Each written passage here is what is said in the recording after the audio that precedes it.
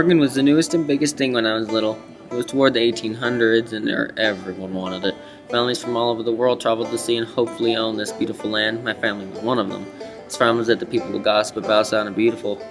Perfect rainfall, land fertile enough for growing crops. I wanted to move. I wanted to go to this place they called Oregon. My family was poor, though, due to the recent economic depression. Then and there, my family decided to get to Oregon. That was a major problem, though. Russia, America, Great Britain, and Spain all wanted to claim Oregon as their own. So they decided to split it up. America and Britain would split it equally, and Russia and Spain didn't have any settlers there anyway, so they just agreed. But yet again, there was another problem. Native Americans were inhabitants of the land already. I think the U.S. was too harsh on the Native Americans, but news was running all over town, and they ran them out. But it's not like I could do anything about it. I was just a kid.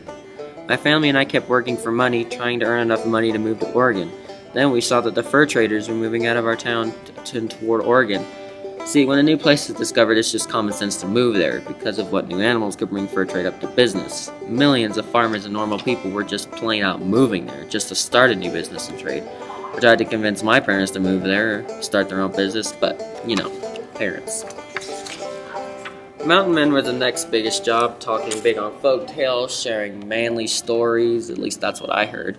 Mountain men set their places in history, searching high plains of the new land and, of course, telling their tales.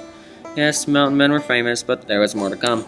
Since the Revolutionary War, people have always wanted their religion everywhere they could, so missionaries from everywhere, missionaries from everywhere, of every known religion, at that time went searching for people there they could recruit into their religion. Missionaries were yet another big hit, sending people sky high wanting to get to Oregon just to experience the thrill of it. And yet, there were more.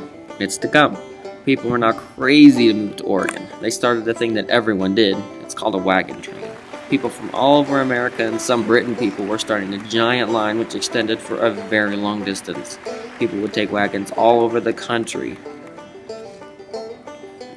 and eventually get to where they headed, Oregon, the new beautiful land. This affected people a lot. There was an overloading population of people in Oregon. They believed that they needed to make sure there was enough room for everybody. So they eventually agreed that the U.S. was going to own Oregon and Britain people would leave.